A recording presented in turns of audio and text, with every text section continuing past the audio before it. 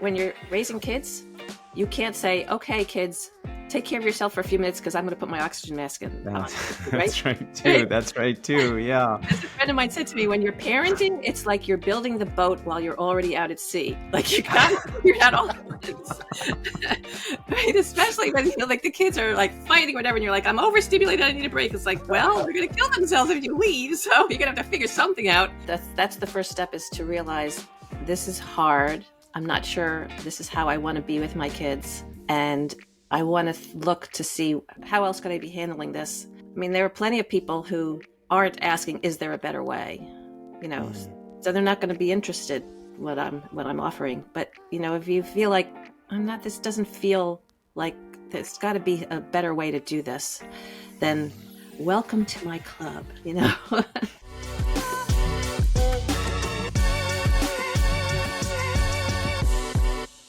Hey, Po. How you doing? What's up, Rak? Good. How are you? I'm good. Super excited for another episode of the Health Feast. As always. Yeah, I'm always excited when we have our conversations. It's great. It's great information. I always feel enlightened after we're talking. I always have this motivation to, sort of apply some of the philosophies to my life. So I'm always excited at our Health Feast. Well, today's episode, my friend, is an absolute treat. Our guest today has had one of the most profound impacts on my life, not just my life, but the lives of my family as well. So, Po, today we have the distinct pleasure of welcoming a guest who has this transformative impact on countless families all over the world, including my own. Our guest today is Julie King, a beacon of wisdom in the realm of parenting and communication.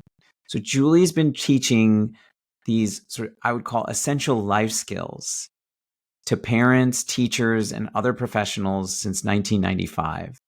And she's not just an author, but she's a mentor, a guide, a speaker, and she's known for her engaging and practical presentations and parenting workshops. And that's actually how I met her.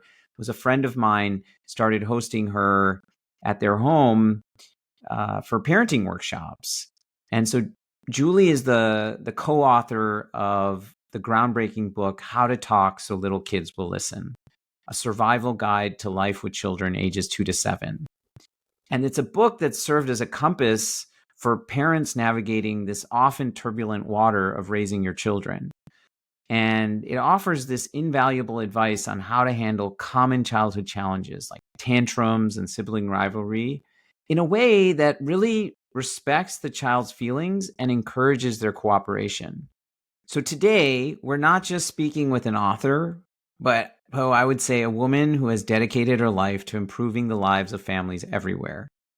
A woman who has transformed the way we communicate with our children, and I believe has fostered a healthier and happier home. So Po and our listeners, it is with great honor and excitement that we welcome the remarkable Julie King to the Health Feast. So Julie, welcome. And really just a privilege to have you here. I was telling, so this is Po, this is Julie, Po. How's it going, Julie? Thank you for being here. I'm actually really excited to meet you and to sort of, I have a lot of questions regarding parenting. There's no book, at least I think there's a book. There is a book. Oh, that's. But yeah, thank you for being here, and I'm actually looking forward to this conversation. Yeah. And you guys have to tell me. I mean, I don't even know if you have children. And Rak, you have to tell me how old your kids are now. Oh, yeah. Yes, this is really important part of the process, Po, is she knows the sort of lay of the land when she's reading. Okay, so, and she likes names too. So I have 3 kids. Julie knows that, but oldest Sahana is now 11. 11. Oh, wow. 11. And then my middle son now, Rohan, is 9. And Pavan, the youngest, who was like a baby then, he's 7 now. He's 7. He was 2 when I met you. Yeah, he's just at the cutoff of the first book. Yeah. So those are my 3 kids. And then Po. So I have four daughters. My oldest is 15, Tehana. Um, my second to the oldest is Alesa, and she's 13. And then I have Tavai, and she's 12. And then my youngest is 4, and her name is Ciolo. Oh, wow. Wait, so 17, 13, 12, and 4. No, 15, 13, Oh, 12, and 4. 15, 14. Okay. Yes. All right. We've got a wide Bigger range. age. Yeah. We think we've got like a lot, like every age covered. Actually, Yeah. from we've got We've we got got most of them. teenagers, we've got preschoolers, and Wow. everything. Yeah. That's it. Yeah. No, I was just telling Poe how I met you was that then a really good friend of mine and a colleague of mine who had Julie had read your first book, and we're going to get into that, like how you wrote that and kind of the history of that, but read your first book, and her name's Ingrid Lim. Yes. She was hosting you at her home. So anyway, I went to the workshop. And I was telling Poe, it's changed my life. It's really positively, so many ways impacted my health and my mental health because of the way it's changed our relationships with each other and our children. And there's so much more love in the house because I think these tools that you teach and you talk about, they're really rooted in that. They're rooted in like coming from a place of love. And then they're really rooted in like curiosity and being present and mindful. And these are the types of qualities that I feel so amazing that my children are learning these things and that they're incorporating these things in their interactions with each other and with their friends at school. And so that's why the health feast, like this is I think a huge part of health. So thank you so much. I wanted to say that to you before we started. And so that's how I met you. And then I started going to these workshops, and then during the pandemic they became online workshops. And then my kids have gotten older. It's like anything else. You use these tools enough, you use them, then they become a part of your household. So anyway, so nice to have you here.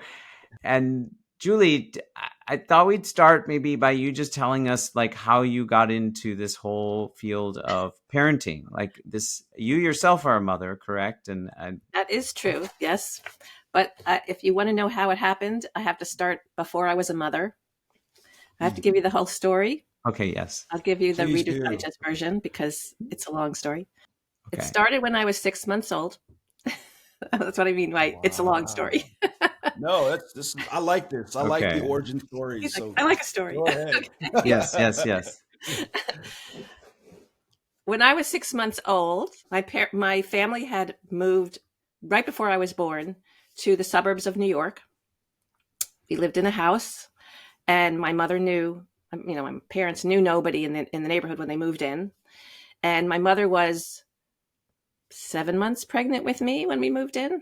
So I was born shortly after they moved. And I have an older brother who was at the time not yet 2.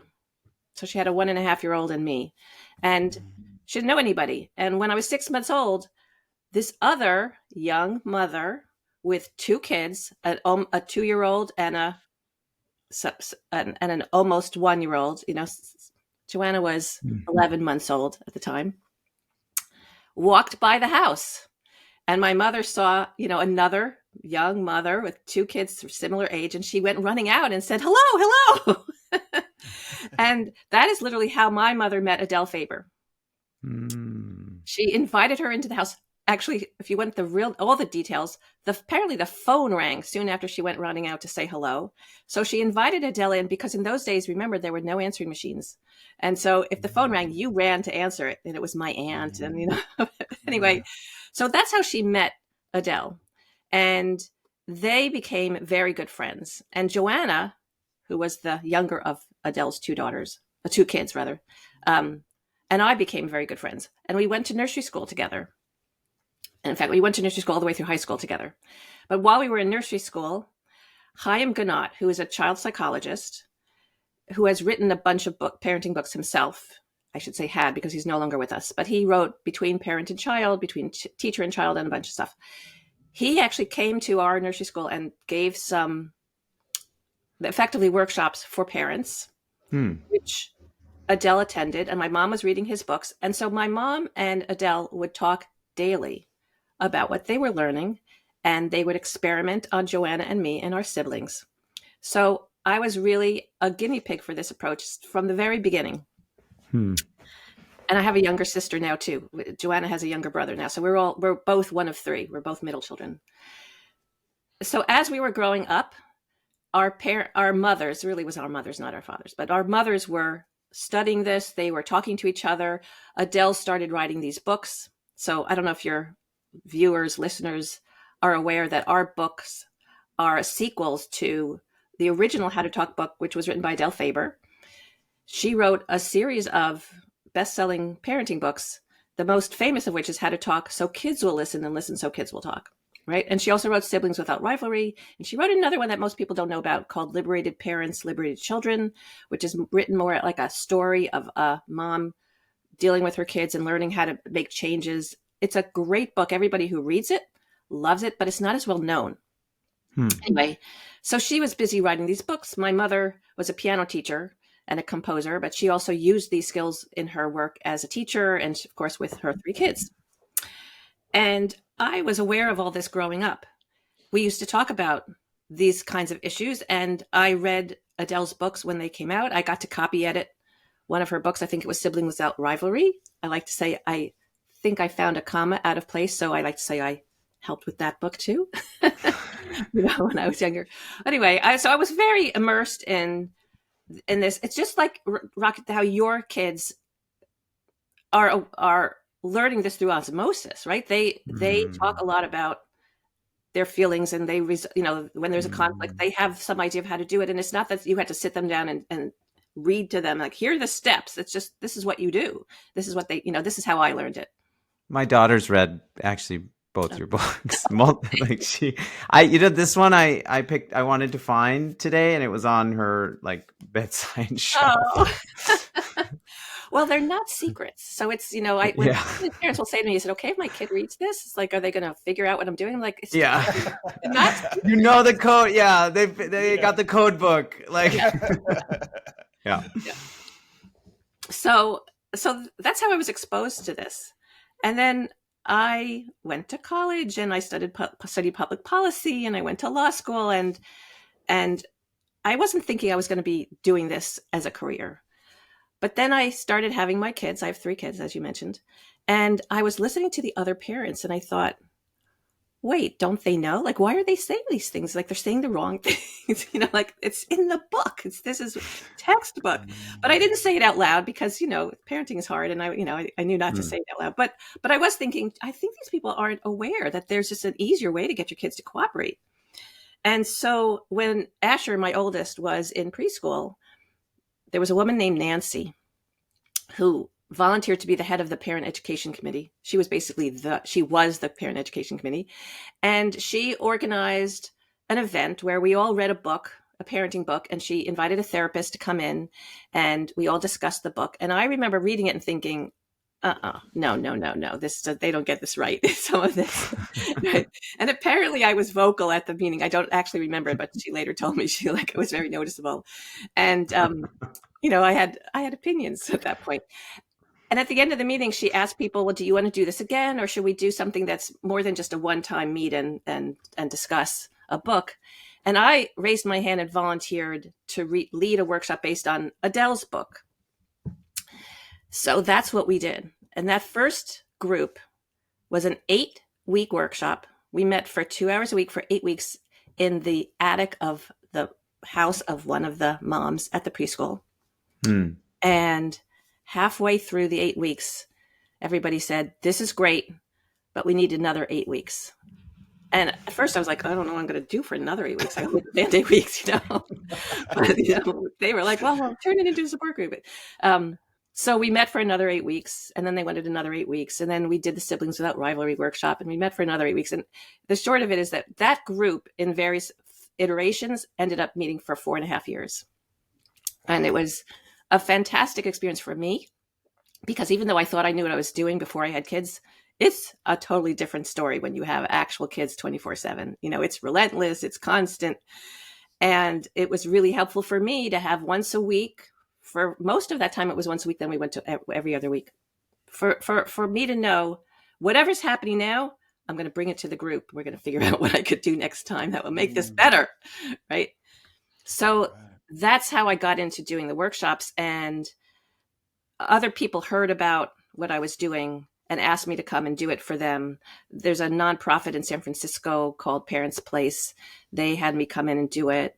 There were preschools that organized groups for me. I met in people's living rooms. I did a lot of living room groups. I just did a lot of groups. And when I started, I kind of said, I'm just the facilitator, because I'm still learning myself. But as I did it over and over, I of course picked up a lot and learned a lot from other people. And I didn't mention, but I also, even before I started doing workshops, I was taking classes in group facilitation and group development. I was really interested in how people communicate with each other in groups. How do they make decisions in groups? How do they get along together? I was interested in communication issues. So it all kind of came together, and I loved doing it. So I kept doing it. And that's how it happened. And then, so those early groups, I was only working with parents of preschoolers because that's what I had. I wasn't going to work with parents of older kids. I'm like, I haven't done that. I don't know, and everybody said to me, this is really, really great. We love this, but we need more examples and more stories just for little kids. There's so many issues. And the original book it covered a wide age range, but it wasn't specifically for little kids. So I actually called Adele first, and I said, I have your next book, How to Talk So Little Kids Will Listen. Like, you should do this because a lot of people are asking for it.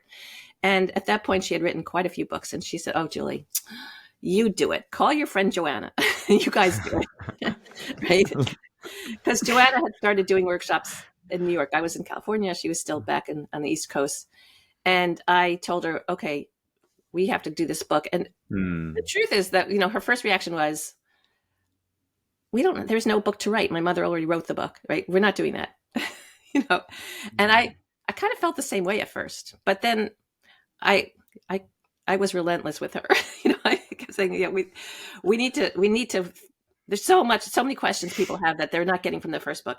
And so I was convincing, because eventually we did write it, but it took us a long time. It took us a long time to figure out how to write it, what voice to use.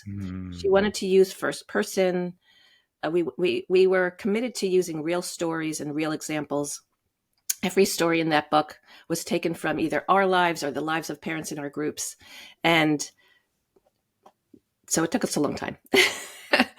But it came out in 2017, and it's been very gratifying. We've been getting incredible feedback from people all over the world. It's been translated into, I think it's like 28 languages now. I'm not sure.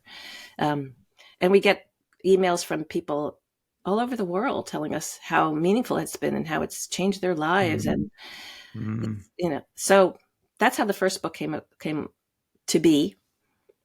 And the truth is that we had written more than what's in that book. And the publisher had said, it's too long. You have to take some chapters out. So we took some chapters out. But people kept writing to us with more questions. We were answering questions. And I said, Joanna, we have to use this material because, these questions that people are asking, everybody has questions about screen time and whining. And we talk about how to talk to your kids about sex. Start early, guys. That's my advice.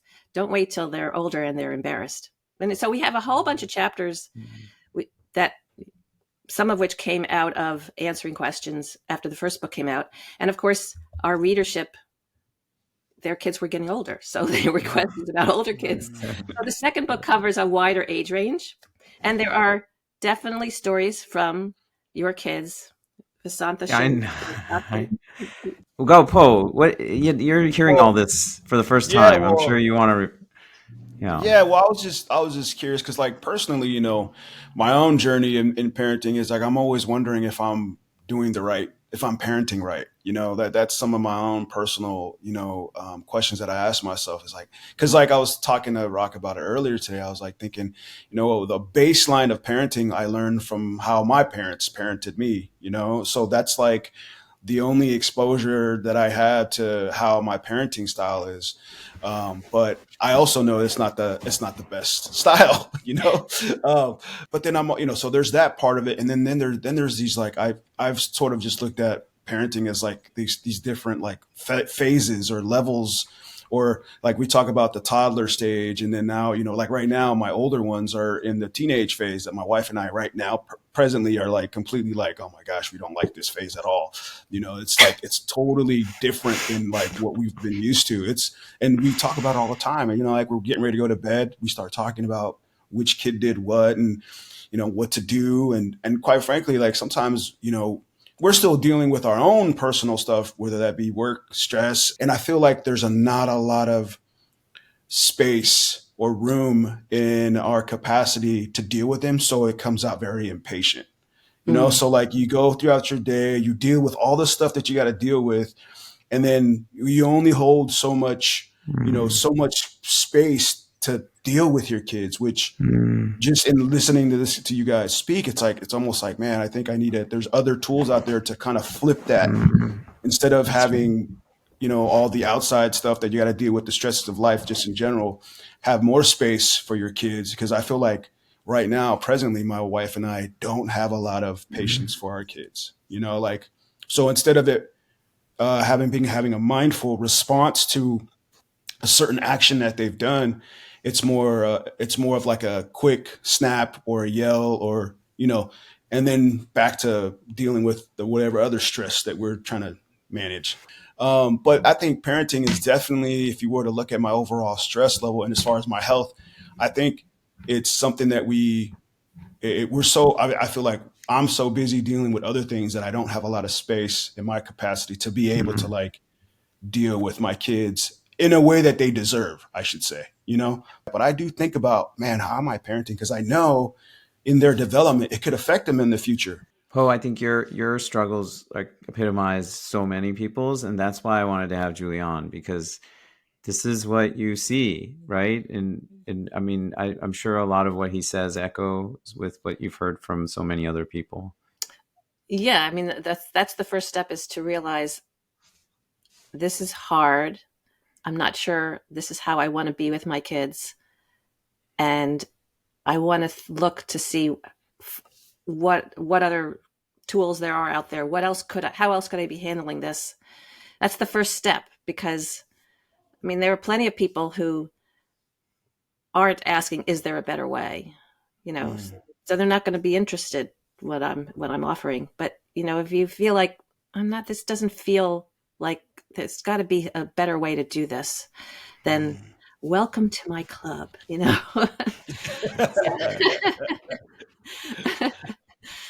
I've been doing this for how many years? 27 years, something like that. A long time. And I feel like I have seen a shift in terms of the stresses on parents. When I started, we still had a lot of stay-at-home moms and dads working, and that creates certain dynamics, of course. But as I see a shift to two full-time working parents, it was stay-at-home mom or part-time working, now full-time, and like, where is the time? Like, it puts so much strain on the family. And it's not to say it's right or wrong. I've seen that shift. And you're right. There is only so many hours in the day. And how many times have I worked with clients? Because I also work one-on-one with people, and I've worked with clients who are just exhausted. So of course they don't have the patience. And of course they don't do their best thinking. And I'm looking for ways to carve out time for them just to get some sleep. I mean, Yes. I know for myself, if I'm not getting good quality sleep, everything is harder. Everything. I'm faster to like to get triggered. I'm faster to shout at my kids, or lose my patience. So basics. Well, Julie, you're saying something which I think I want to highlight, which is, before you even start talking about your relationships with other people, you need to focus on yourself and your self-care. because you can't. It's just like the oxygen mask. We always use this in our Yeah. like wellness world. It's like you can't put the oxygen mask on your kid until you put your own on. But when you're raising kids, you can't say, "Okay, kids, take care of yourself for a few minutes because I'm going to put my oxygen mask on." Right? That's right Right? too. That's right too. Yeah. As a friend of mine said to me, when you're parenting, it's like you're building the boat while you're already out at sea. Like you got to figure it out all at once. Right? Especially when like the kids are like fighting or whatever, and you're like, I'm overstimulated, I need a break. It's like, well, they're gonna kill themselves if you leave, so you're gonna have to figure something out, right? So I mean, I'm often talking to parents when we're talking about like challenges like that. I'm often talking about what can you do in the moment, and then what can you do outside of the moment, because you can't just, unfortunately, especially when they're young, you can't just say, I can't be your parent right now. I need to go take a nap. Right. Right? Yeah, but sleep, it sounds like sleep, if there is one thing you were going to prioritize and figure out how to like sort of manage everything else, assuming your kids are at an age where they're sleeping through the night. Well, even if they're Because, not, you can prioritize. When I had yeah. my third child, my youngest is now 25, so this is a few years ago. But when she was first born, I put her down to sleep whenever she was ready. It was 7 o'clock or 6 o'clock, whenever it was, and I went to bed. And I said to my husband, I was fortunate to have a husband who was home. I said, "You're putting the other two to bed. I'm going to bed when she goes to bed because I'm going to be up in 2 hours, and then I'm going to be up another, So, um, I knew myself. Now, some people don't react the way I do to a shorter night. I very quickly lose it. My husband knows this, right? So he was totally on board with this. I can't function. When I thought about what careers I wanted when I was a teenager, I was like, definitely not a doctor, because I heard you have to do these 24 hours. I'm like, I'm never going to be able to do that.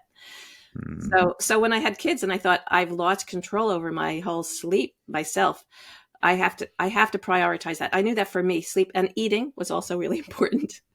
If I got too hungry, definitely lost it with my kids. But that's not. I don't really talk a lot about that. I don't talk about that at all in the books. I do that with clients and in workshops when it comes up. But I think that is fundamental, to being able to make change. If you are constantly feeling like I'm always on edge, I'm always about to lose it, it's not about what your kids are doing. It's about what's going on for you. So yes, for sure, you have to figure out how to do that, and you have to figure out how to do that while you have your kids, right? Julie, I I think was it goes gonna. back to, sorry. No, go ahead. Go ahead. Go ahead. No, I'll just say, I think that you said something before. You said not everyone, this doesn't resonate with everyone, right? You have to want to be in a place where you ask yourself this question, there's a better way. And I think that also probably speaks to you're at a place where you're actually able to evaluate your life in a sort of mindful way. You're not constantly on edge necessarily, or maybe you are, but there are moments where you sort of have some clarity and you say there's probably a better way. You have to have some openness, some curiosity about could there be another way. That said, people invite me all the time to come in and talk to parent groups of various types. And my strategy is to offer them an experience so that they can feel for themselves what's it like to be spoken to in one way versus the other. And when you experience it, then people often say, I get So it. can you do this now with Po and Okay. me? Well, do you want me to just give you a general, or maybe do you want to give me a specific instance of what's going on? Yeah. Let's say I was just gonna ask, like, let's see here. I'll just go ahead and just say, like, for example, doing stuff around the house. They always have to be prompted, like, hey, can you do this? Can you do your laundry? Or sometimes, hey, you gotta go take a shower. Or like there's this, and it becomes to the point where it's like, how many times do we have to tell you, okay, you got to clean your room, make sure your room is clean at this time, or hey, the dishes have to be washed after, if we make dinner, someone has to do the dishes. And instead of like the initiative is taken by one of them, it's like, oh well, that's not my dish, oh well, that's not my. And I'm like, And then we start going into the like, well, do you ever see us complain about whose laundry we're washing or whose dishes we're doing? We just do it. Like someone has to do it. So I don't know if those are some examples of what you mean by some of the challenges. Yeah. No, that's so the challenge of let's think about the challenge of getting them to do chores. It sounds like cleaning up after Yes. themselves or just pitching in, right? Yes. Um, okay, since it's just the three of us, That's right. and all our listeners, the three of us here. And Po, I've never met you before, so I don't even know outside of doing this podcast what you do in the rest of your life. I work for the state. I work in corrections. Yeah.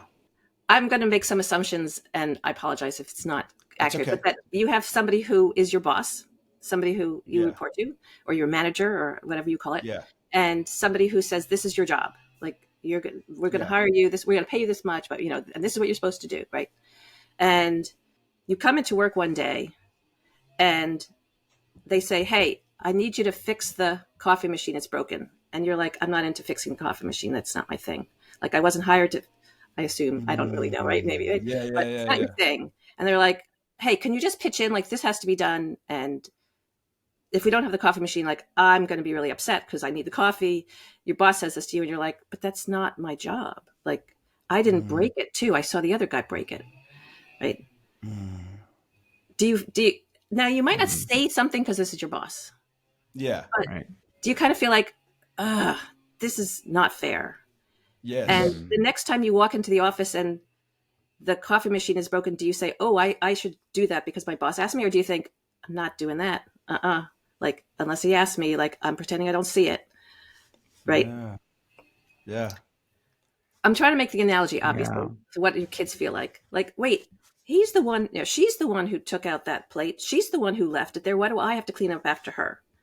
That just doesn't seem fair. It's not, it's, and if you say, well, you do my laundry. I'm like, yeah, but you're my parent. Like you've always done that. Right. I thought that was the rule. Like, somebody else is supposed to fix the coffee machine and they've always done it. Why do I now have to do it? That's not supposed to be part of my job. Right. So I'm not saying, you should never expect your kids to help clean up in general, but the way you're trying to convince them is probably not going to be effective.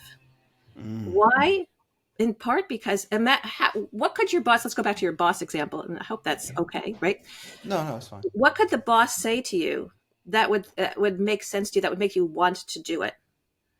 Maybe it would be something like, hey, Po, I know this isn't in your job description, but the guy who usually fixes the coffee machine, I don't know, he's like sick, he's out, I don't know, he can't, and like, I really need coffee and I don't have time to fix it. Could you do it?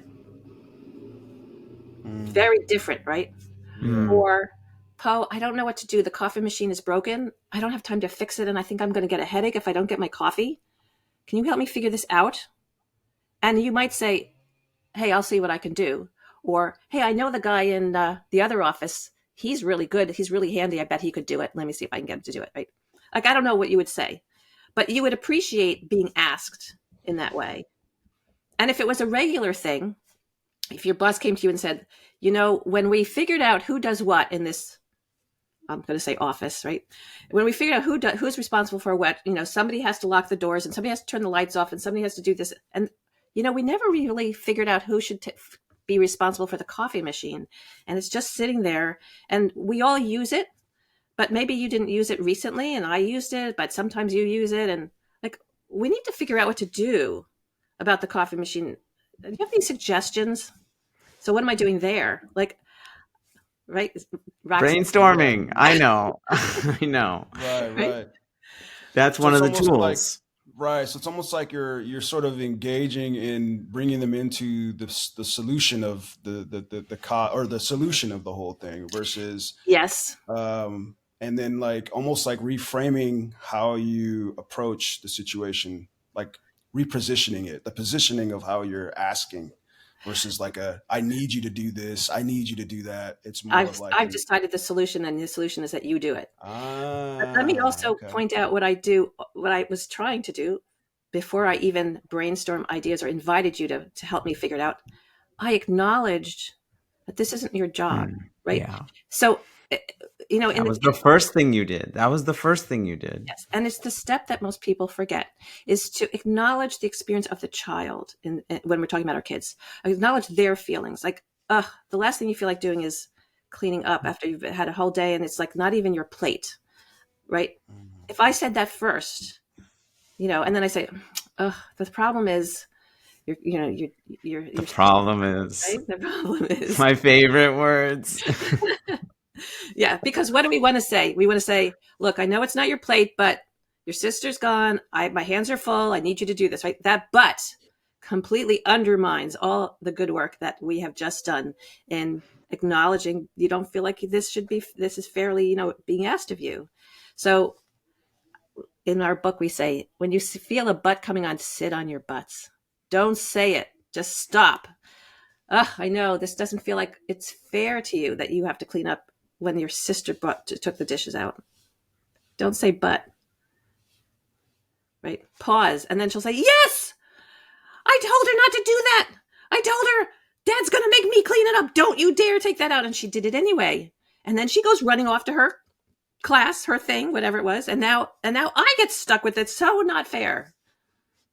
I mean, the other thing that happens when you do this is there's a part of you that thinks this isn't fair. Like, she's right. Right? Oftentimes. Yeah. Like, why am I making her clean up after her little sister? Right? When she was little, you know, now imagine the oldest. When she was little, she didn't have an older sister to clean up after her. She, you know, I expected her to participate, and I knew that, you know, 4-year-olds, they need help. They need, we have to do it with them often. We have to model. But now I'm expecting her to do this for her sister. She feels like that's not fair, you know? Right.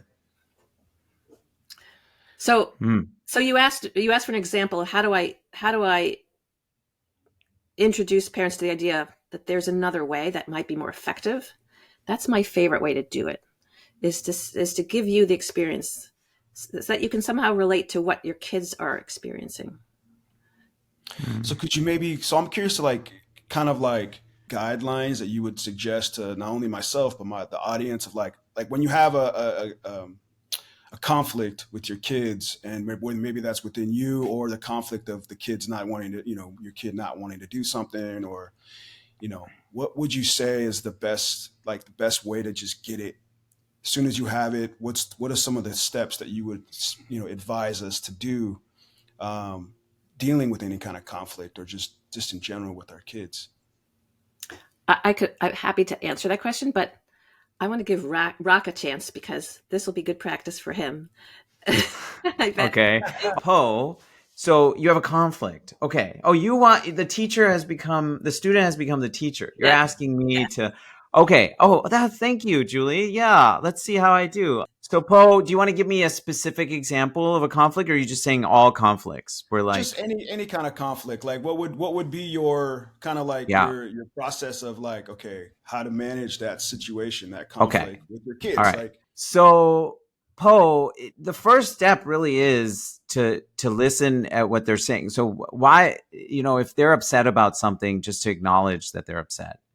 Like, you know, for example, if they're upset that they can't go out on, you know, to this concert on a school night, the response might be, oh, you really wanted to go to this show. Like, this is really important to you. Yeah. And Becky's going and whatever, you know, it's going to be a conversation. It's not going to be. It's going to be a conversation where she starts telling you all the reasons why this is important to her, why she's upset about it, and you just have to listen to that.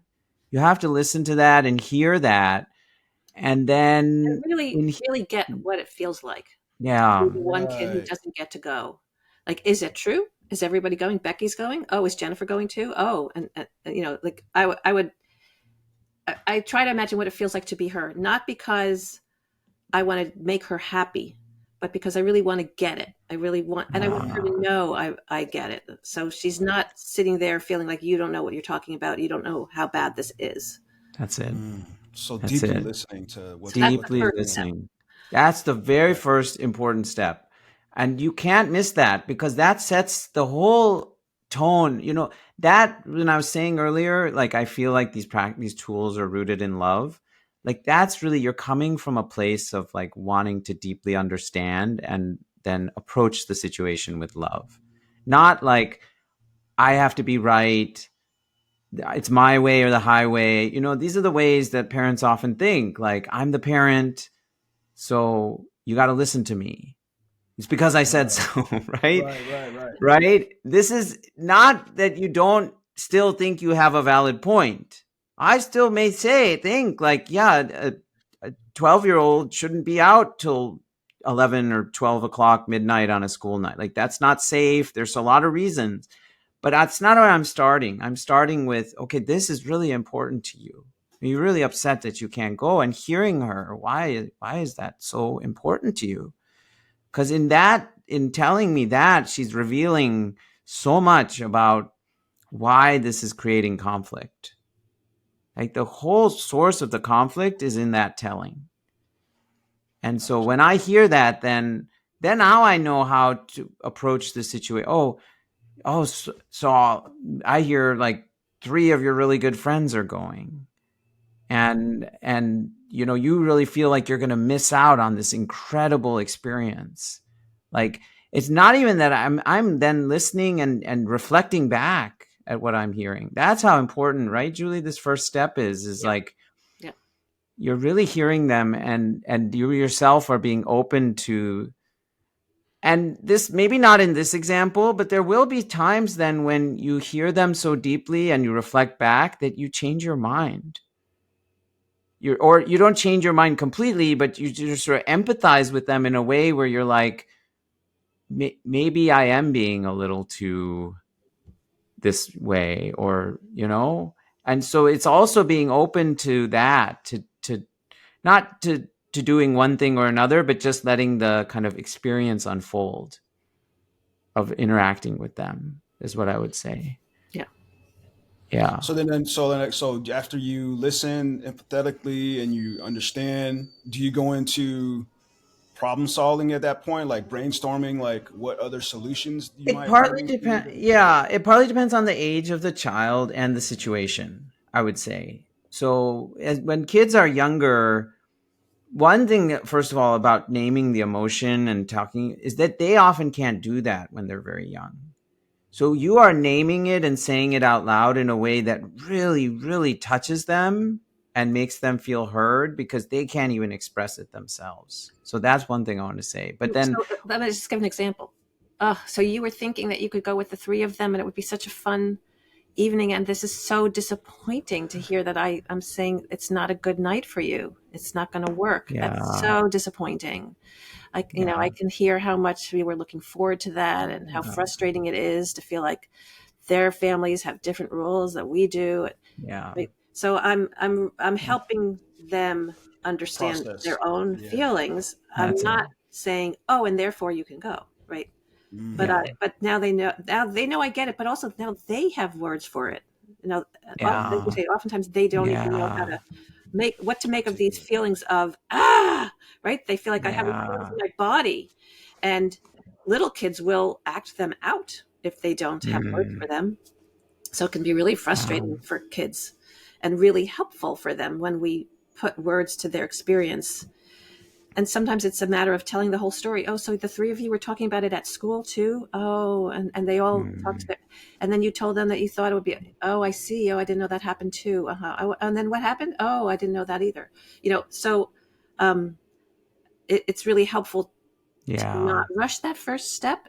But I think you're asking a good question. What comes next? Sorry, you would say something. No, no, no. That's exactly right. And not rush that first step, because actually, a lot of you think about when you have a conflict, and a lot of times you just need someone to talk it through with.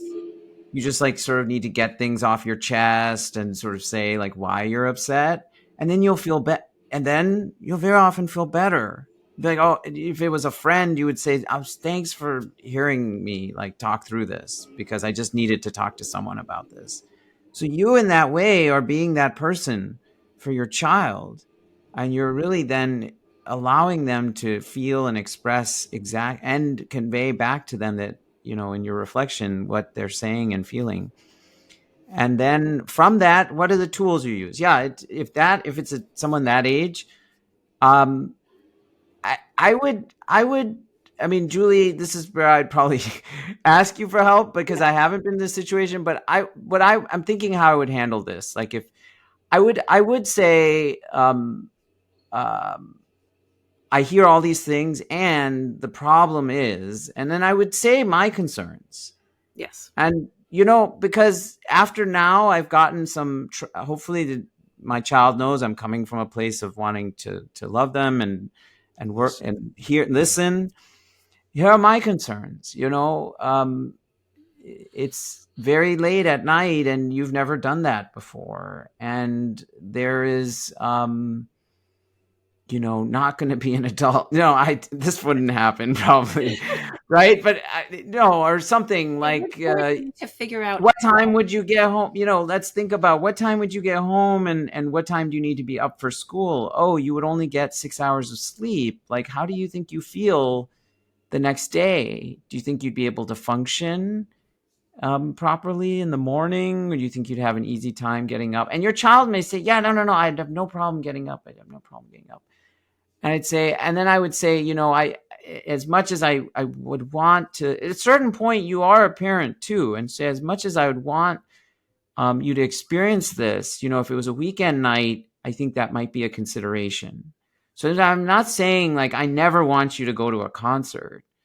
It's that this is a school night and this is the first time you'd be going and it's downtown. And I worry about safety in that situation. And so, I'm going to have to say no. I hear that you really want to connect with these friends. Like maybe there's another way we can think of for you to plan something with them on a weekend day. Yeah. I don't know. How did I do? Yeah. So what did you do? For step one, first of all, we didn't say this, but that before you even do step one, you want to find a good time to talk, which is not always in the moment. Yeah. Right. That's right. But sometimes, you're frantically trying to get ready for work or your kids That's are right. fighting in the other room. And it's like, this is. Oh yeah. This comes up in my house all the time. Right? And yeah. Now is not a good time. But this is important. I want to have time when I can pay attention to this issue. So let's look at the calendar. What if we do this tonight? What if we do it next Tuesday at 4? Like whatever. Right. Mm-hmm. So find a good time to talk. That's the first step. Then the next step was to acknowledge the feelings of your child, draw them out, hear what they have to say. For little ones, you're going to help them put into words how they're feeling. For older ones, you really want to hear it and draw them out to find out the details and really imagine like what is going on for them. Don't worry, you're not giving up your authority. You still can say no to the concert if that's the example. But that first that step is crucial, and sometimes that's all it takes. But if not, then the next step is to describe the problem. So in this case, it's I don't feel comfortable. It's too late at night. It's a school night. I usually recommend that you try to keep that step more brief. Kids don't want a whole long lecture. Honey, let me tell you about these concerts and let me tell you why I don't think it's important. Yeah. School tomorrow and you know what's going to happen. That's good advice. Right? They don't want to hear all that. They get it. Right? And if it's a case where you want to engage them in like, okay, so how could we figure out a way for you to get some of what you want, even if it's not this particular concert, then that would be the next step, is the brainstorming for some ideas of what else could we do. Do you want to invite them over the weekend?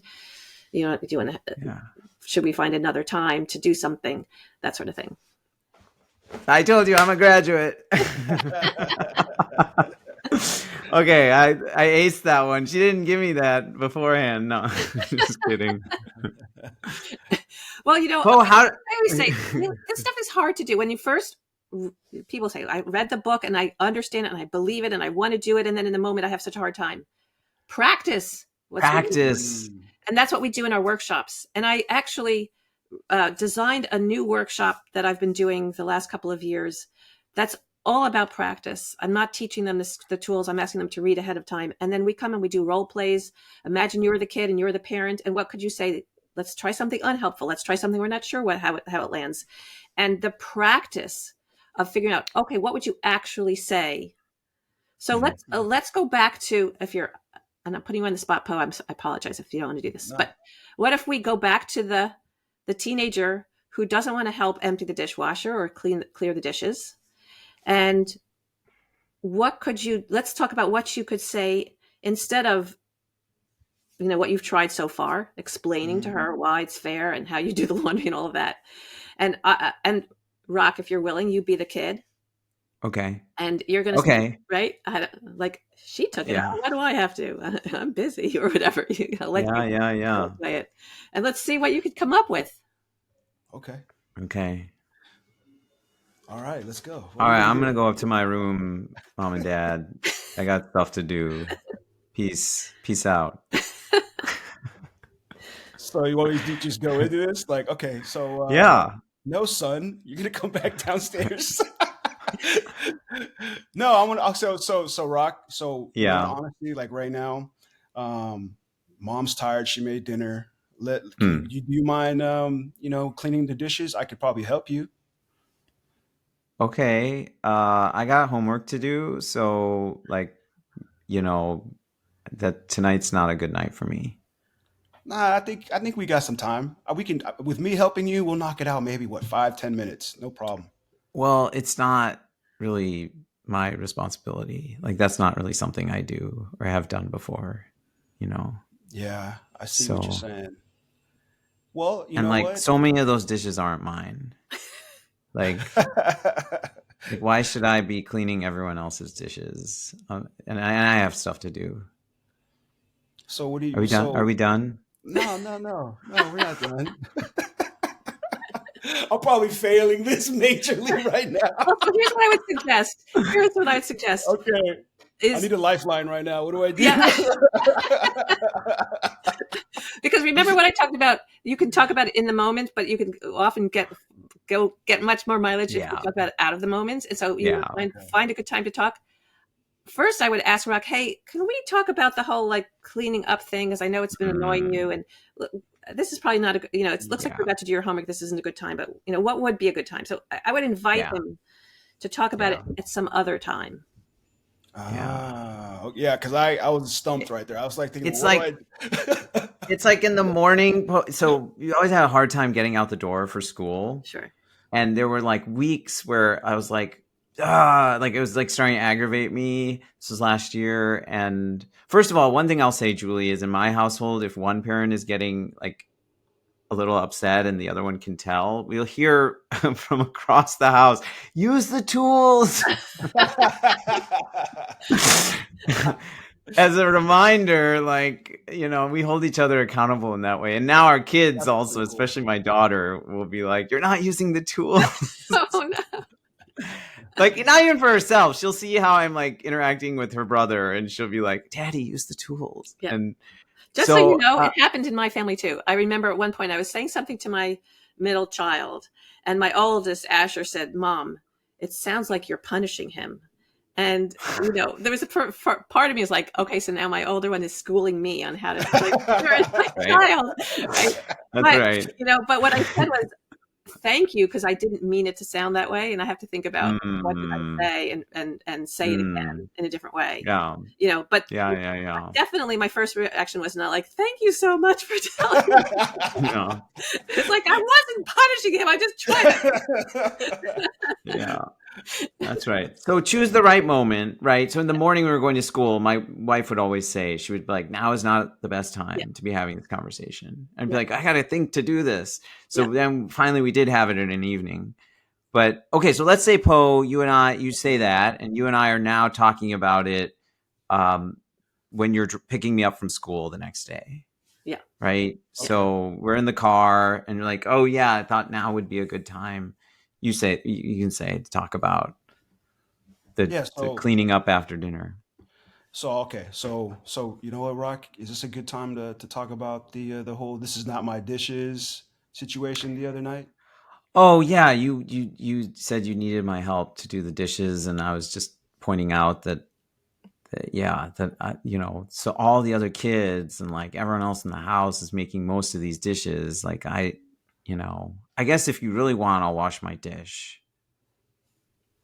I understand. So you think it's unfair? Is that what you mean by that? Is it like well, it's like I don't understand why I would have to wash everyone else's dishes when I'm just like, I got like one fork and a plate myself. And like my sister's got like 8 cups and 3 snack containers. And you know what? I'm not, it Right. doesn't seem fair. I understand. I guess it does seem unfair sometimes. Yeah. Do you think Yeah. it's I know it's not your job. I know it's not anybody's job to do the dishes, but I think sometimes you have to contribute and help out around the house. Sometimes I don't want to Wait, do the hold on, hold on, dishes. hold on. There, your butt's coming in. You didn't say the word butt, but Oh, if you can hear it. yeah, maybe But- did you say Yeah. it, but I'm not even sure. But I yeah, could feel it. you could feel it, right? I That feel it. sounded great when you said, "Oh yeah, it doesn't feel like it should be your responsibility. It doesn't seem fair." Like that's where I would pause Pause. because Mm. if he just paused there, Rock, what would you have? How would you have? Yeah, I would have said, yeah, like I it doesn't feel fair. It feels like, the other kids are making more work, and because I'm the oldest, you're asking me to do more. And yeah, I feel like I have a lot of other stuff to do too, like my homework um and why can't everyone else kind of help out too? Uh, um, I'm trying to think of where I would go from there. Well, I appreciate you thinking about that Hey, that Poe, can I give you whenever I don't know what to say?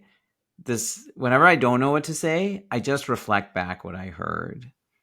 Because sometimes when I do that, then it leads to more. So you could say like, "Oh, I hear that you have a lot of other stuff to do, at like homework, and you don't see any of the other kids helping out either." Yeah, like why isn't Ciolo helping out? Like I know she's 4, but she yeah. could do some stuff. And like, I feel like, everyone waits on her hand and foot, and right. And then there, you might actually uncover what some of that resentment or, and address that, and then actually come up with creative ways. You're right. What are some, like brainstorm with her? Then what are some ways your sisters could help out? And how can we Mm. set a tone so that everybody contributes in this family so that we're more effective as a family? And then I would ask, like, how does it feel when we're all kind of helping out? And like, can you think like when we went on that camping trip and everyone was pitching in, like, how did that feel? Wow, we had so much fun, and like we were so proud of everything we accomplished together. I don't know if she could say that, right? I don't know if you went on a Right. camping trip, but you see, I'm getting her to think about the problem in a way where she wants to help create a solution that's harmonious. I don't know, Julia. I sometimes I like do these things now, and it's hard for me to describe exactly like what the tool is or how to sort of think through it. You'd probably Yes, be able to well, do that better. but I think you're modeling it very well. You're modeling how to continue to reflect back what you're hearing, how your daughter's feeling, what her interpretation of the situation is. It's not fair. Why can't my little sister? And what it requires is that we let go of all the voices in our head that say, "Oh my gosh, she's trying to get out of this. I have to make sure that she actually helps." Like I think that's Yes. what makes it so hard, Yeah. right? But I if you can say to yourself, I'm not agreeing with her, I'm just seeing it from her perspective. I'm not saying you're right, you should not be helping out. Let's just leave the dishes out and mom and I will do all of the work. Like, no, we're not saying that. But we're just for the moment stepping into her shoes and realizing, yeah, if I had 3 younger sisters and none of them were ragged on to help clean up and I am expected to clean up after all of them, I can see how that would feel unfair, right? Mm. It doesn't yeah, I tell us what to do, but it helps me understand why she's being so resistant and where my frustration is coming from, because I'm trying to convince her to do something that she feels like is intensely unfair and she doesn't have a voice in it. Got it. No, because I was just thinking like, I don't know if it's like a teenage phase. Maybe you could talk a little about that, but sometimes, man, and not to mention like all three of them are going through the same, you got a 12, 13, and a 15 all Yeah. kind of clumped together. And it's like they're all going through this stage Yeah. combined. And so sometimes you Yeah. feel like you can't win. It's a big challenge. Like, Yeah. that's why I'm really curious to like, okay, so right now, since just in this exercise, I've just learned to just actively and empathetically listen to what they have to say first. Yeah. But sometimes I don't know if you can speak to like teenagers in general. Like sometimes they just, even though you're spending this time in the moment, you're trying to, obviously it takes practice, but sometimes it's like a process of just learning how to do it. Cause sometimes you don't have the time to engage in because not only are you trying to find out what's going on and how to come to a resolution where, everybody sort of is cohesive and sort of happy about how they think, but it's hard to do that when you're on empty because you just got done dealing with a 8-hour shift, 16-hour shift, whatever the shift is.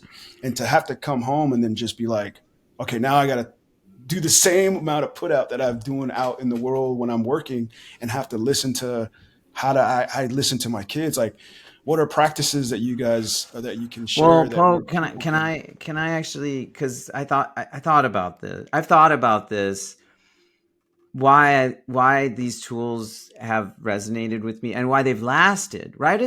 Why does anything last? Like, and this is why we call the show a health feast, by the way, Julie, is that, the idea that a lot of people have the idea that something that's good for you should necessarily also be like a punishment or be hard or require that you Suffer in some way. Exactly, like a diet or Yeah. running on the treadmill. No offense if you like running on the treadmill, but and that's how I first, when I said, a parenting workshop, like there's this exhaust cloud in my head. And then as I started doing these things, I realized that it wasn't just like changing the way that these conflicts resolved. It was also changing my relationship with the children, that I was getting to know them in a very deep way, that they were then like trusting me and talking to me in a different way on a regular basis. That actually, like, the more I did this, the more I enjoyed being their parent and being at home. And like, it was a feast of, in that way, it was a health feast of like these parenting tools became something that now I can't imagine not doing, even especially when I'm super stressed and tired. Like, this is something that brings me solace, knowing that I can have, and now am I perfect? No. And I always have and this is why my wife will yell across the house, use the tools. But, and I recognize that. I mean, that's why, because it's like in the moment, it's the reaction. You can react in any moment. And so how do you remind yourself if, oh, well, actually, this is actually going to make you feel better. It's like when I don't feel like exercising, okay, well, I'm going to move my body a little bit today because I know I actually feel better. I have to remind myself of that, even when I don't, Yeah. And let me also add a comment in response, Poe, to your question about what is it about teenagers. I'm going to say something about teenagers that is actually about all people. It's very true for teenagers too. People don't like to be told what to do. They don't like to be told, go take a shower. They don't like to be told, put your plate away. Don't just leave it there after you've eaten on it. It's very true for teenagers. It's very true for preschoolers. It's very true for adults, actually. If you come home from work and you're exhausted and your wife says to you, oh, good, you're home. Hang up your coat, put your phone away. I need you to set the table. No, don't look at the email. I told you it's time to set the table, right? How do you respond? Do you say, thank you for letting me know what I should be doing? No, you say, I think I might be going out for pizza because I don't really like this.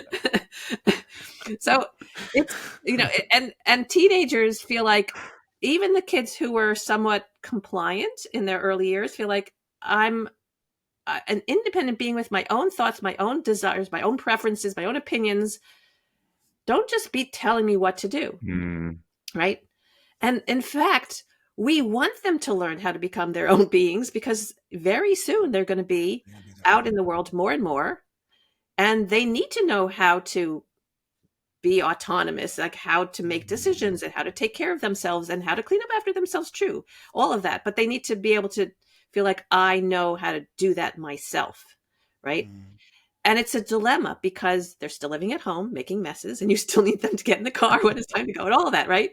So what we do in our books is to give you various tools and strategies that you can use to make it more likely that they will do what you need them to do without telling them directly, right? So instead of, honey, take your shower, it's like, did you see what time it is? You got to get in there.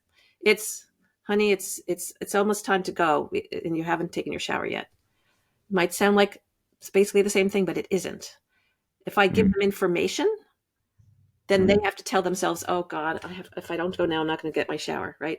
Or even like, I'm smelling things, we're going to be around other people.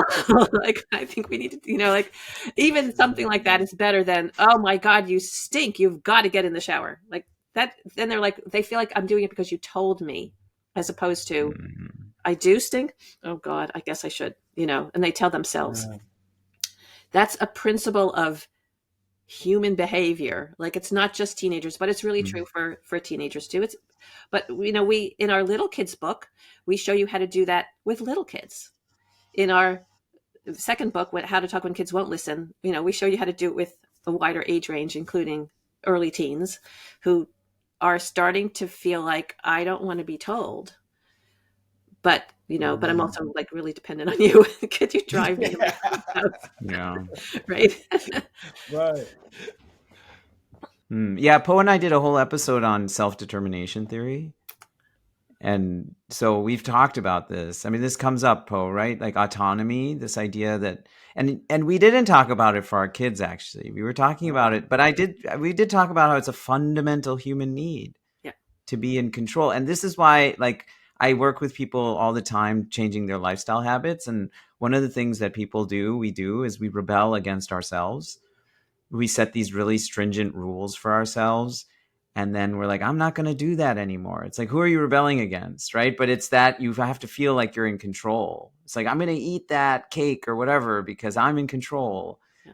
And so the different strategy is I talk about with adults is like, do things with intention and allow yourself to have some cake once in a while. It's just what we do with our kids. Actually, they have oh my God, I've used some of the parenting tools now with my adult patients who are changing their lifestyle habits because it's universal. Yep. So Poe, in our house, because we got this from Julie's books and Julie, our kids get a treat, like a piece of candy, 2 nights a week.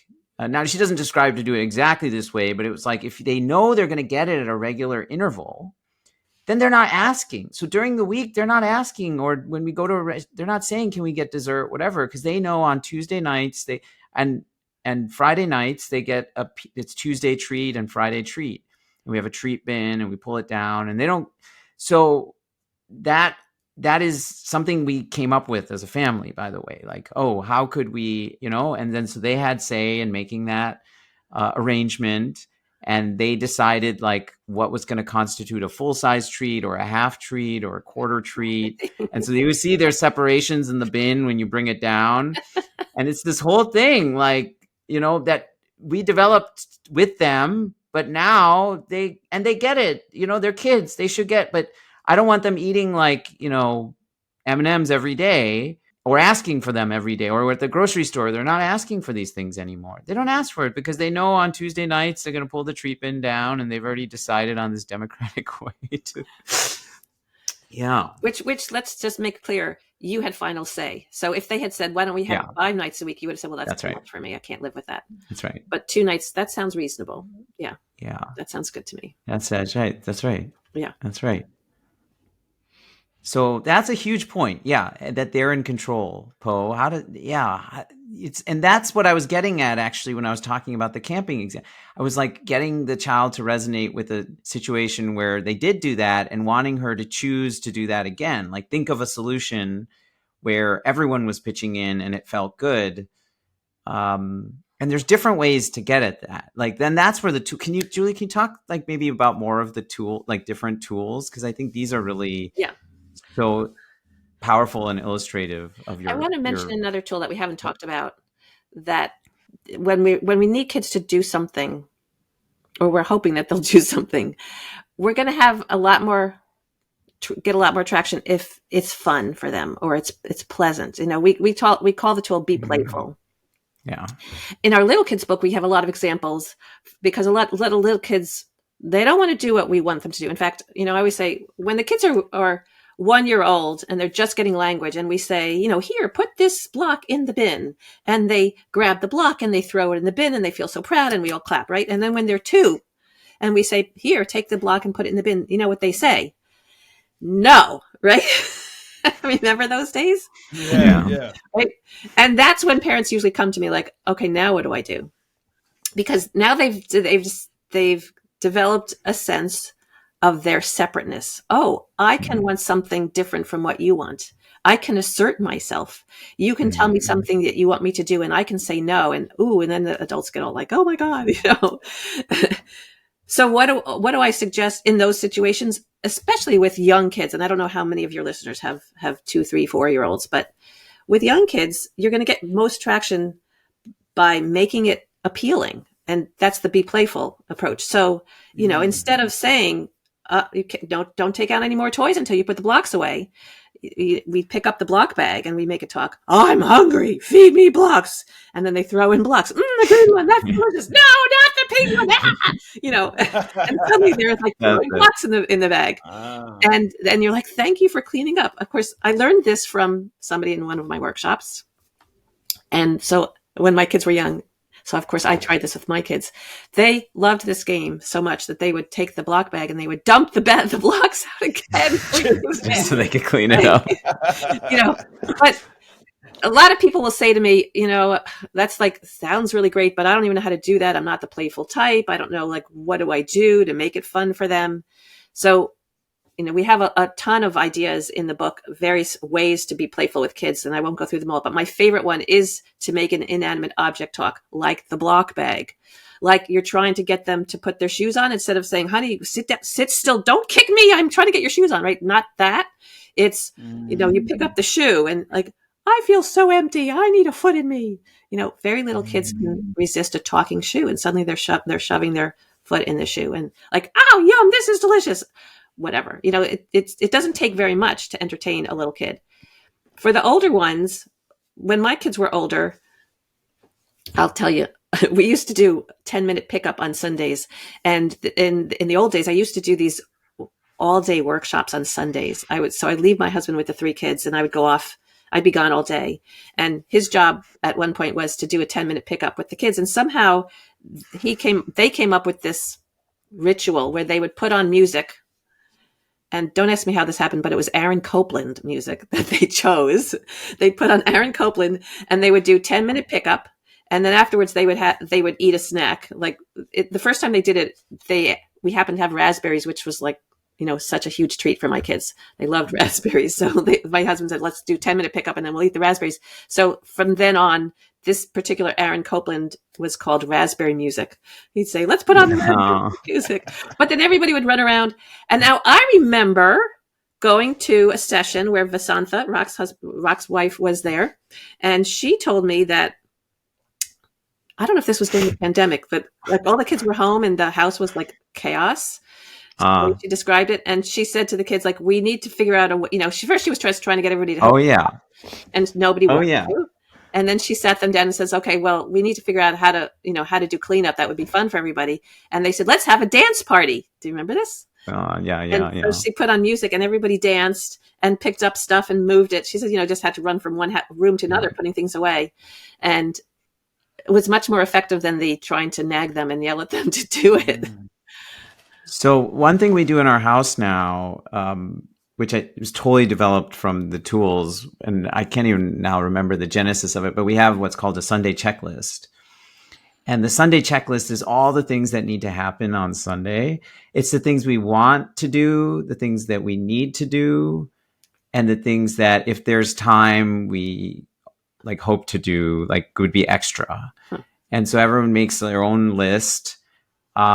And we understand that the things that need to get done have to be done at some point. And so we have to make sure, and there are certain things that won't happen if the needs don't get done. Yeah. So it's not like like they get to watch like an hour of screen time on Saturday and Sunday, my kids. And so it's not that we're going to say like, oh, you get that hour of screen time if you do X, Y, and Z. It's that X, Y, and Z needs to happen in order for us to move to that part of the checklist where we do the things that we want to do.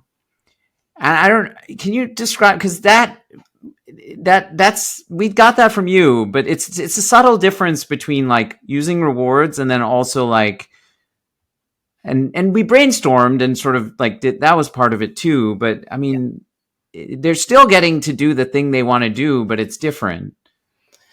Yeah. I mean, if you're asking me about using a list like that versus rewards, the experience for a child is very different. If I say, if you clean up your room and finish your homework and empty the dishwasher and rake the leaves, then you get to watch, an hour of screen time.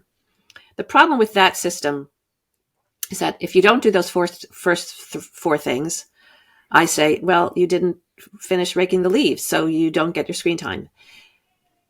And that feels like I'm punishing you. It doesn't feel like just like you didn't get this thing. We haven't really talked about rewards and punishments, and that's like another hour. Yeah. Punishments are not the most effective way to change behavior and to affect what kids do. Right. A lot of kids, they feel like you're doing this to me. It makes me angry. It makes me look for ways to get around it the next time so you don't notice, or all these kinds. It has all these negative consequences. It doesn't teach values. Kids will do it to each other. If you don't, get me I want you to get me a snack now. If you don't get me a snack, I'm not going to play with you, and that's what they're learning. Like, if you don't do what I want, I'm going to do something to you. And you'll hear kids do that with each other. I won't invite you to my birthday party if you don't do that.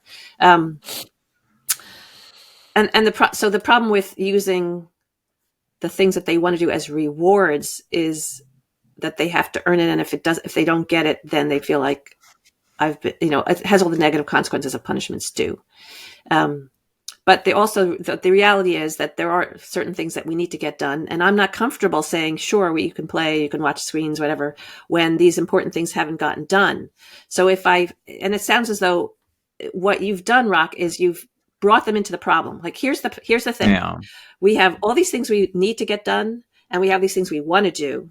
And it's tempting just to do the things we want to do. And then, the dishwasher doesn't get emptied and the lunches don't get made. And then, we wake up in the morning and it's like chaos because like we can't get to school and so I can't live with that. Like, that won't work for me.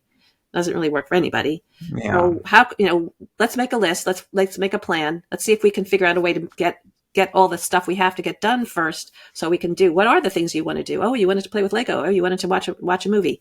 Well, how fast can we get that dishwasher emptied without breaking the dishes? Yeah. So I brought them into the problem, and now they know I'm choosing to do this because this has to get done, and I know why, I want to do it, rather than you're making me do this so I have so that I can earn. The other thing is that sometimes kids will say, well, fine, I won't watch a movie, but I'm not emptying the dishwasher. And that's not an option, right? It's not like, oh, well, if you choose to not empty the dishwasher, that's okay. No.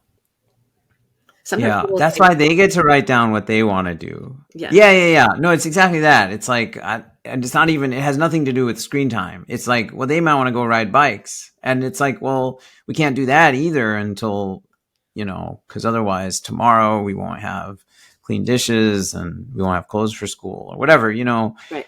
You talk through the issues with not doing the stuff we need to do so that they understand it. Yeah. Yeah. And as they get older, sometimes your kids will say, and this is valid, I need to do something physical before I sit down and do my homework, right? Yeah. A lot of times parents will say to me, I just need him to get the homework done so I don't have to worry about it anymore. And the reality is, for some kids, they need, you come home from school and the last thing you want to do is sit down and do more schoolwork. And you need a break and you need to do something physical because they've been sitting for so much of the day. And they need to go out and ride their bike or shoot hoops or whatever, and when we say you have to do this first before you do that other thing, Mm. and they say, but I just need to go outside. Sometimes it's worth saying, well, let's try that today. Let's see if that works. I've suggested that to parents who are like, I just want them to get their homework done so that we can get it out of the way. I'm like, well, that's what you want. What do they want? Right? What do they need? Like sometimes kids need to move their bodies. And I think we sometimes forget kids were not designed to be sitting around all day. Yeah. Yeah. No, it's so interesting. It's exactly what it's like meeting them where they're at and being open to the possibility that you might do things differently.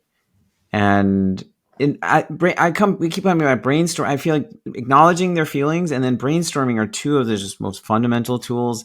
And in that brainstorming, Poe, one of the things because we also make that fun, because one of the rules with brainstorming is that any idea can be put down. Yes. Doesn't mean that we're going to go with that idea. Like it'd be like, what are we going to eat for dinner? And somebody might say Reese's Pieces. And it's like, of course we're not going to eat Reese's Pieces, but everyone can list whatever they want. And then we can talk about like what the semblance of a like balanced meal looks like and which ones kind of meet that and why that's important. And which would work for everybody. Yes. Yeah. Yeah. What about a situation where, sometimes with my teens, one of them will just be like, I don't have a brain. I don't have an idea. Like they're just resistant, just to be resistant towards the situation. Yeah. So I'm just trying to think of like, what would you do in that situation? That's why I'm like thinking, man, with teenagers, you never know what you're going to get. Like, yeah. And maybe that at that point, when they don't want to brainstorm or they don't want to participate in the brainstorm, you kind of give them more time. I mean, I don't know what would be your initial thought when like one of my kids says, I don't have any, or they don't want to suggest any because they just don't want to do it, or, I don't know. Yeah. Yeah. What would you say in a situation like that? It could be that they need more time to think about it, or it could be that they feel like you don't really care what I want. You're just asking this because you're trying to get me to do the thing you want. You've got to be careful when you're doing brainstorming. You're not just trying to get them to agree to do what you need. Like, okay, how are we going to get the dishwasher emptied? And they said, here's how it might go. Why don't we hire somebody? My friend has a housekeeper. Why don't we hire a housekeeper? And you're thinking, no, we're not doing that, right? but as Rak said, if you're brainstorming, it's really important that you not shut them down. Because if you start to shut them down and they say, well, we're not doing that, like, I need another idea, they'll be like, I don't know. Because they're like, well, I came up with an idea and you shot me down. So it's really important when you're brainstorming that you be explicit. Like, let's think of every idea we can think of. Let's write them all down. And then we'll go back and we'll see which ones actually work for all of us, right? Yeah. So with the dishwasher, let's just take the dishwasher example. Yeah.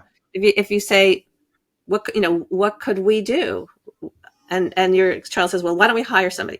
I would say, okay, I'm writing that down. Hire a dishwasher emptier, right? Or a housekeeper. Yeah. Right? Okay, what else could we do? Now they know, like, I'm assuming your kids, if you don't already have a housekeeper empty your dishwasher, you're not like, okay, that's a great idea. We're going to go like put that in the budget, right? So then they say, well, what else can we do? So they say, how about we get the next door neighbor to empty the dishwasher? Again, you say, I didn't think of that. Let's write that down, right? And then you say, okay, we need a lot of ideas. And then they're going to be like, well, I don't know.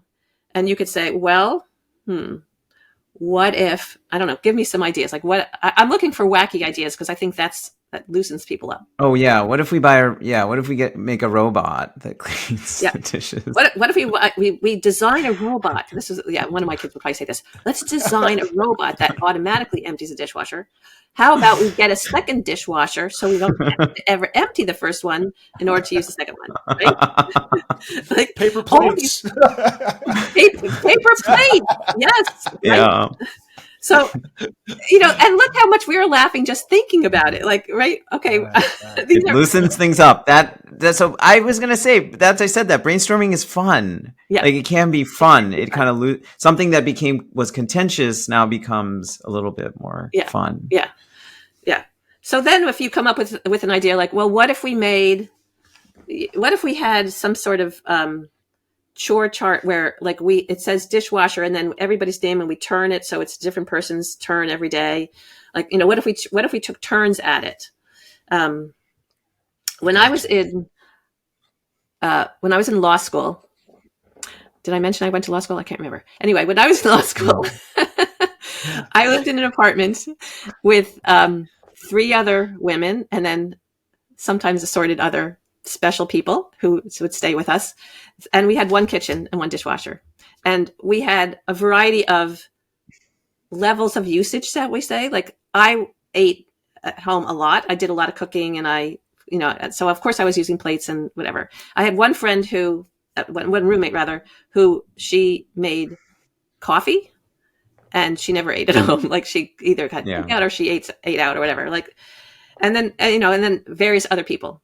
So the question was, how should we empty the dishwasher? Now, it wasn't a family. There wasn't anybody in charge, but we had to figure this out in a way that we wanted to figure out a way that felt fair to everybody. And fairness was not going to be taking turns, because that one roommate who never ate anything, like, why should she have to empty plates and dishes every day when she used the same mug for days on end, right? So she basically wasn't using the kitchen, and then everything in between. So we came up with, because we actually sat down and tried to come up with a plan, right? Because this is how I deal with conflict and, human relations, because I'm really into this, right? So we came up with a plan. We put a piece of paper on the fridge and we came up with these rules. Like, so this was sort of a playful approach. So the rule was you were not allowed to empty the dishwasher on your own. You had to do it in pairs, like with another roommate or a friend. So that way it didn't feel like so much of a chore, because you're always doing it with somebody else. And the goal was to see how fast you had to time yourself and see how fast you could empty the dishwasher, but you weren't allowed to break anything. That was the rule. Right? And then you had to put your names and your time on this piece of paper on the fridge. So over time, you could see my name came up a lot because I used the kitchen more than anybody else. And I always invited somebody else who used the kitchen. And my one roommate who never, she used a mug every so often, and a plate every once in a while. Like, we would invite her every so often to help, but we didn't feel resentful when we didn't see her name as much. But if there was somebody whose name was not up there for a while, we would just go up and start reading out loud. Julie Claudia, Julie Stephanie. I don't see Dawn's name there. Interesting. And this worked for us. So that was kind of like group accountability. Yep. But in a way, the point is that why am I telling this story? Mostly because I remember this as an issue. Like, it's not just an issue for families and kids. It's like how we're teaching kids, how do you resolve conflict? How do you approach problems with other people who you have to get along with? And I think that's what we're doing. Yeah. When we're raising our kids, we're not just trying to survive the day. I mean, obviously, that's a first goal is to survive the day. But we also want to raise them to learn, how do you resolve conflicts with other people? And in order to do that, you need to know yourself, right? You need to sort of recognize, if I'm the only one emptying the dishwasher ever, I'm going to feel resentful, and that's not good for me, and that's not good for my roommates, right? So I need to know myself, and I need to know how to resolve conflict with other people. I mean, it wasn't even, we sort of problem solved ahead of time so that it didn't become a huge conflict, but I could see how that would become a problem. And all of that, I think we're teaching our kids when we problem solve with them. And to get back to the question for you, Po, about, your daughter who doesn't want to help, I'm not sure that the way to approach it is to talk to her alone. I think it might be a family meeting. And, you can imagine how that might go. You have to find a good time to do it. And then you have to describe the problem in a way that's not judgmental. Like, the problem isn't like some people aren't pulling their weight. It's not that. It's like, we have to figure out a way that keeps the kitchen functioning without people feeling resentful. So, and then go back to that first step, right? And so feels like it's not fair. She's being asked a lot to do it, and she has homework, and the others, and then you have to give everybody a turn to say, well, I don't think it's fair that I have to do it when, and so you're going to be listening to every child. Yeah.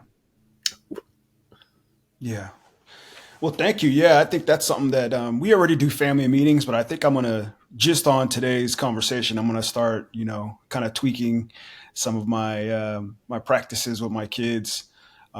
We do family meetings, but I think I could definitely do better at listening, and kind of like really kind of empathizing with them and sort of connecting with them on the level of, you know, um, how I can get everybody to participate in, the house, chores or and then, also the brainstorming idea. I really like that. I really like that idea of having it be like a collective solution, that we all can agree with.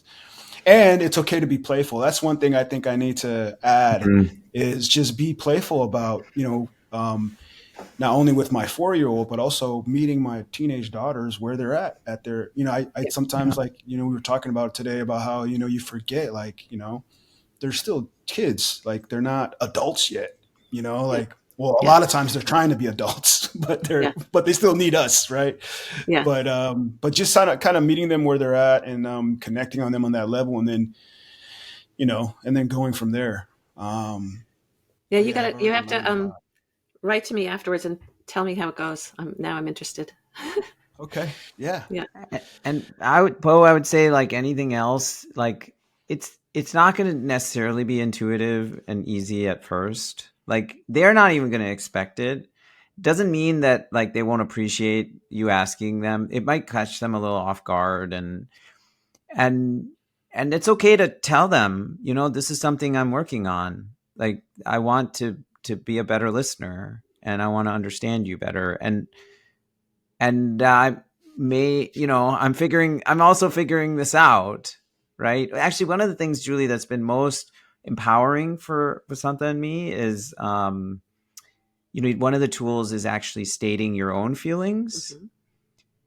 And you're allowed, Poe, to be frustrated. You're allowed to feel, even upset, and you can state those things in a way where it's I did peer mediation in high school, and that was one of the first things we learned, and this now I know through other forms of nonviolent communication, is use a lot of I expression. Like you say, I feel this way, and that's really what the tool is letting your children know like where you are and what's going on inside you, so that one, they can hear that, and they can also have an understanding of who the other person is, where the other person is It's coming coming from. from. Right. Mhm. Mhm. Julie, I didn't know you were an attorney before a lawyer. You said you went to law school. Did you practice as a? Briefly, very briefly, before I had kids. Yeah, I did. Okay. I was interested in mediation, and when I went to law school 100 years ago, we didn't learn about alternative dispute resolution and mediation. Now I think it's taught in a lot of law schools. But when I finished law school and I read Getting to Yes, that book, Getting to Yes, about Yeah. negotiation, and I thought, oh, Yeah. this is more my, the way I think about conflict. And then I started reading about mediation, and I thought, oh, this is what I want to do. And I started taking classes in mediation, and I worked briefly for a couple of attorneys who did family law, which is one of the areas where mediation was used early on in that field, that new field of mediation. Um, but I did not feel like being a lawyer was the person I wanted to be. When I do what I do now, I feel like I like being the person who helps other people figure out how to connect with their kids and how to connect. I mean, I can connect with other human beings, spouses and employees and all of that, really. Right. Um, Right. and I enjoy that kind of work. And, I think I've been pretty good at it. But Yeah. yeah, I did get a law degree, and that was in my former life. Well, we on the show, Poe and I talk about this, but our guests we often have on, we talk about like sort of finding your meaning and purpose in life. And really, I mean, you resonate that in how this was a part of your life growing up. And it's interesting that you gravitated towards mediation and law, because I think you knew even then you thought you wanted to be a lawyer, and you wanted to be the person who helped people connect better with people in their life, with the really important people in their life. Yeah. And Yeah. And now you do that for, I mean, gosh, how many millions of, I mean, how many people have been touched by your work? It's Oh yeah, incredible. Yeah. yeah. Wow. Yeah. And you said people write in, I'm sure, all the time telling you all this wonderful thing. And I said it at the beginning, but I wanted you to reflect on sort of like one's health and like these tools and how you parent. Oh, Is that something you've thought about? you know, John Gottman, who's a psychologist and a researcher, he did studies and he looked at different styles of parenting, and he compared. He calls what I'm teaching people. He calls it emotion coaching, and he compared people who did emotion coaching to more authoritarian parents and other styles too. And Yeah. we often cite his studies because he found that children of parents who use this style of parenting, they do so much better in so many domains. They get along better with their peers and their teachers and their parents. They do better academically, and they're healthier. He looked at the stress hormones in their urine, and they had fewer stress hormones in their urine. So we always say, forget about better grades and all of that. If you want your kids to have better urine, you should use this approach, right? But yeah, I mean, there's so many health consequences of Stress. Yes, of stress, and this is a way of reducing stress for parents, for kids, right? Yeah. And creating connection. It's all about creating connection and understanding and resolving conflict in a way that's respectful. So I absolutely think this has health implications. I didn't question it when you were like, oh, should I be on a health feast? Sure, this should be a part of your health feast for sure. Totally. Yeah, well, this is exactly what the health thesis is. It's just bringing more healthy habits, healthy ways of thinking and lifestyles to people that are listening. And I feel like, from someone who hasn't read the book, but I've heard of it, now I'm curious to wanting to like learn more and to dive into, because if this alleviates some of the stress of, let's say my whole plate of life, and then having the dealing with the kids is definitely a part of my wife and I's stress.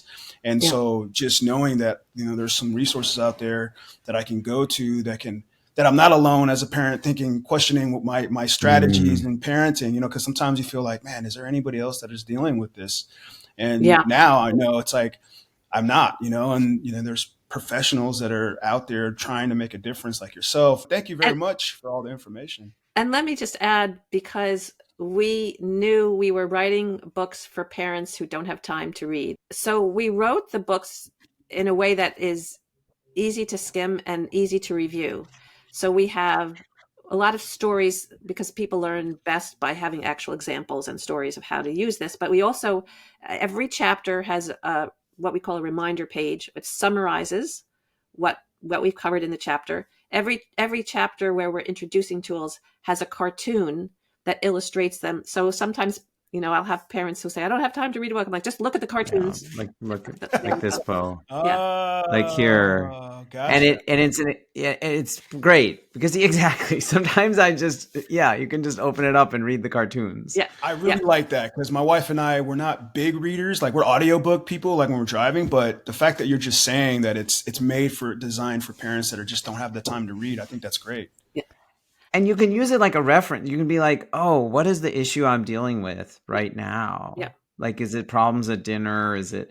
And then you can just you can go back to that, or, there's like a first part, which is foundational for the first book. And then after that, you can kind of pick and choose what you need. Yeah. Yeah. And Po, just so you know, both books are available in Audible, in audio format. Yeah. That's right. So if you do prefer that, and Joanne and I are two of the narrators for the second book, which was a new experience. Boy, I had no idea how hard that would be. Exhausting. But it's done. And yes, so if you want to find the summary page in the book, they literally have this little gray line next you know, I don't think you'll be able to see it in my video because it's too white. But there, you know, you can easily flip to the Oh yeah. summary pages Yeah. for the you know, the tools in the first for any chapter, and the second half of the book is all hot, what I think was hot topics. So, you know, your kids aren't sharing. There's a chapter on that. You know, somebody's complaining about losing at you know, and they're having trouble with being a sore loser. We have a chapter on that.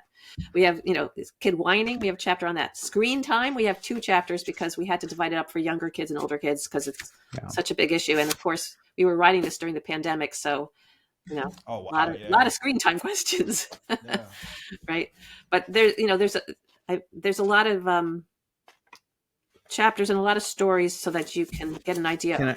Can I share? So Yes. the story that my wife and daughter are in is the recycle debacle, where my wife, it was during the pandemic and they were doing a lot of art projects and they were just like piling up. And normally she would kind of get rid of them when they were at school, but they were home all the time. So she was just like recycling things in front of them. And my daughter got really upset. She's like, how are you throwing that away? Like, and she was just so emotional and upset about it. So one of the tools is like writing letters, and that, you know, where if you can't express things verbally, you encourage the child too to write a letter, and vice versa. You write each other because we can get our feelings out on paper when the other person's not in front of us.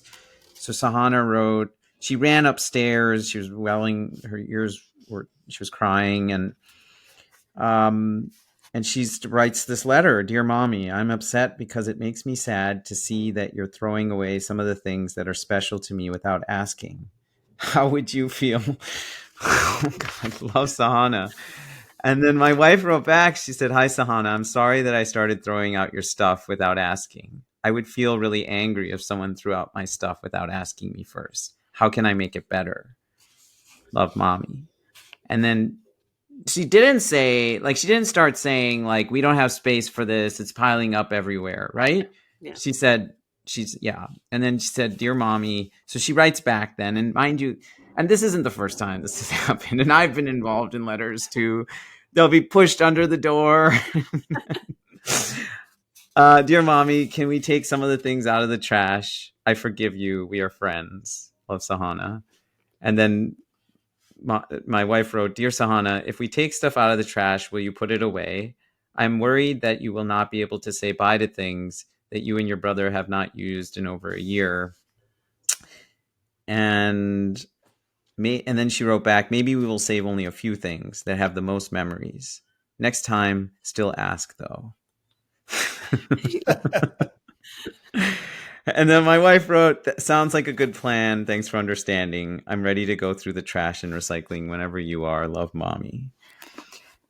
And so it you know, that was, and yeah, now it wasn't just our projects. I think she was actually getting rid of some old toys and things too, because like they weren't using them and they were broken or something. In her mind, she was just sort of like, we need to declutter. How can we live like this? Right? Like, I'm just going to take charge. And then this erupted, and that, you know, I clearly remember that happening. And that's why I wanted you on, Julie, because you really, it's meant every word I say. Like, it's changed my life. It's changed our household. It's changed the energy in our home. Like, that is on a fundamental level. Like, now it's more joyful to be in our household than it was before, where I would, or my wife would just react and get upset, and there was more crying and more, you know, yelling, and I had to have a rule. We don't slam doors in this house because there was door slamming that was starting. Like, why do you have to have that rule? That's not a good sign if you have to have that rule. So, Julie, where can, this was amazing, by the way. And we do have one more question. Poe knows the question I'm talking about, but first where can people find out more about all the workshops you run and the different resources you have and more about your books? Yeah. So all that information is on my website, which is julieking.org. I have workshops, and the workshop that you're talking about is actually a private group that's not listed on the site because it's a group of friends who started That's right years ago when Ingrid started it. But I have a few groups like that And if people are interested, I do that sort of thing too. But if you're looking for just a public workshop, I list those on the website, and I have a couple of How to Talk So Little Kids Will Listen workshops coming up in the fall, and I'm about to add a kids fighting workshop and How to Talk When Kids Won't Listen, which is for a wider age range, 5 to 12. The little kids is for 2 to 7. And I have information about working with me privately when people want to work with me privately or have me come and speak. I speak to parent groups at schools and businesses and wherever. And since the pandemic, it's all remote. I can talk to anybody anywhere as long as the time works. Yeah. But it's all there. And I have a few blog posts, but it's mostly just information about what I'm doing and the books. And the books are available wherever books are sold.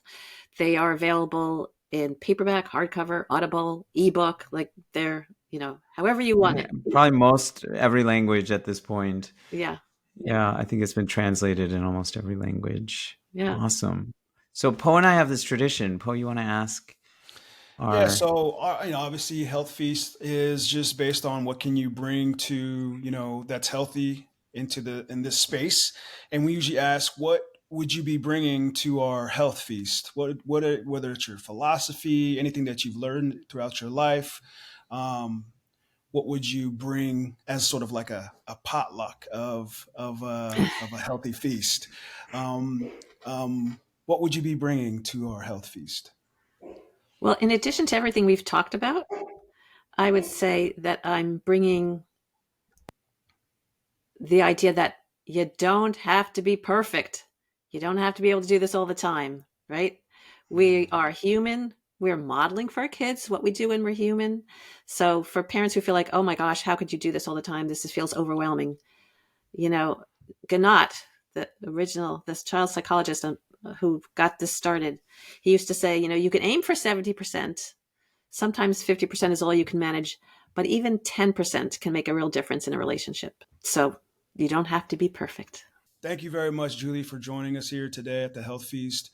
I appreciate it. Like, I've definitely taken a lot of experiences and some of the information that you've shared with us today, and I'm definitely going to try to apply it to my own life. But I appreciate that it doesn't have to be perfect. Such a great advice to give, especially for parenting now. You think that there's some model that it's supposed to look a certain way, but what I'm finding out is that there is no perfect way. You just kind of got to be open to wanting to change. You got to be open to the ideas, and then just kind of taking it one day at a time. So thank you very much, Julie, for your time and being with us today. Well, thank you for having me, and thank you for being willing to play with me and talk about real issues. That's what I love to do. And yeah. We had fun during this interview. It was like sort of like epitomized exactly what you're. And I don't know if you know it. We'll go back and listen, Po. Like she uses the tools as she's talking to other. I do it too, but you'll hear her say the problem with that is like when she was coaching you, Po. She was saying like that's one way you could approach the situation. I don't even realize I'm doing it. So this was just wonderful, Julie. This was like so much fun, and I'm so appreciative to have you in my life. And I know our listeners, Po, hopefully it sounds like you are going to start utilizing some of these tools. And I know there's so many people out there that want a better way. That's why they listen to our show, is they're constantly working on improving and growing in their life.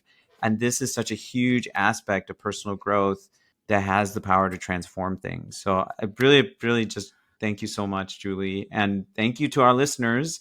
And you can visit us at thehealthfeast.com. Please subscribe to the podcast. Please put a review. That's how we get more listeners.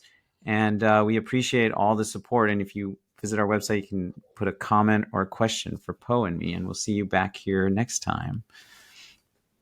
All right. Take care, everyone. Bye.